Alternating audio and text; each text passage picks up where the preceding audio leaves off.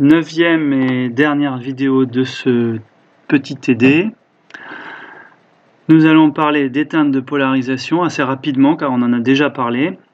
C'est en lumière polarisée analysée que l'on voit les teintes de polarisation. Dans une vidéo précédente, vous avez vu l'échelle de Newton. Je vous rappelle que ces teintes de polarisation sont liées à l'importance de la biréfringence, la différence de vitesse entre les deux rayons que l'on a recombinés sous l'oculaire.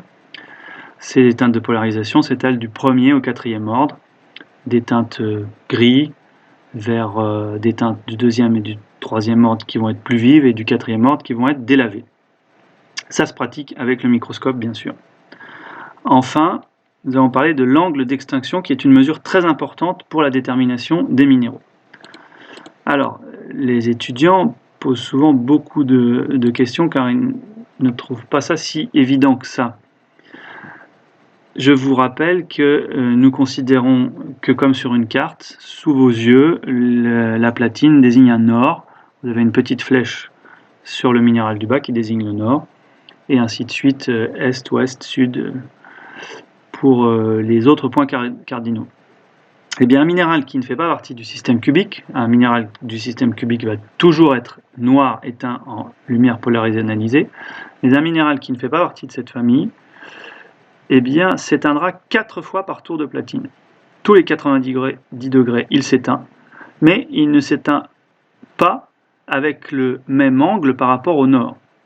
Cet angle que l'on cherche à déterminer par rapport au nord, eh bien, il se fait en plaçant l'échantillon et son clivage orienté nord-sud.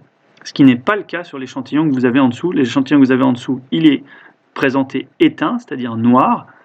Ça veut dire donc qu'on a d'abord positionné l'échantillon avec les petits traits blancs que vous voyez coïncidant avec l'axe du nord, puis on l'a tourné jusqu'à ce qu'il s'éteigne.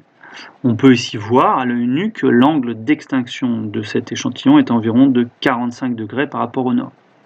Un angle d'extinction ne peut pas être supérieur à 45 degrés, puisque comme le minéral s'éteint 4 fois par tour, un angle d'extinction de 50 degrés serait l'équivalent d'un angle d'extinction de 30 degrés vis-à-vis d'un autre point cardinal. Bon, c'est quelque chose qu'il faut avoir pratiqué aussi pour le comprendre. Bien entendu, tout ce que je viens de dire implique qu'un minéral qui n'a pas de clivage, qui ne possède pas de clivage, eh bien, on ne peut pas mesurer son angle d'extinction. Cela implique aussi qu'un minéral qui posséderait 2 clivages, sur lequel se baserait-on? Eh bien, sur aucun des deux, une section d'un minéral qui posséderait 2 clivages, eh bien, on ne pourrait pas non plus, c'est le deuxième cas de figure dans lequel on ne peut pas mesurer l'angle d'extinction. Vous prenez l'exemple des pyroxènes ou des amphiboles, vous avez vu tout à l'heure des coupes de ces minéraux où les 2 clivages étaient visibles, ce n'est pas le cas à chaque fois, loin de là.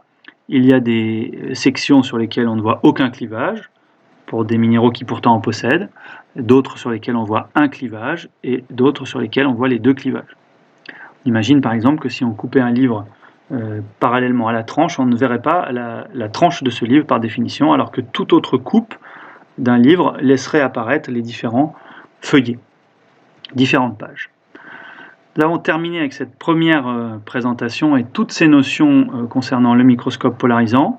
Ce n'est pas extrêmement approfondi, il y aurait beaucoup d'autres choses à dire, mais c'est une introduction suffisante pour pouvoir ensuite donner les critères d'observation des minéraux, des roches magmatiques, et si nous le pouvons, des minéraux des roches métamorphiques, et si nous le pouvons, des minéraux des roches sédimentaires, ensuite, selon le temps dont on disposera. Tous ces critères seront donnés à partir du prochain TP, si on peut dire, ce sera plus un TD, en faisant référence à tout ce qu'on vient de dire, les observations en LPNA et en LPA.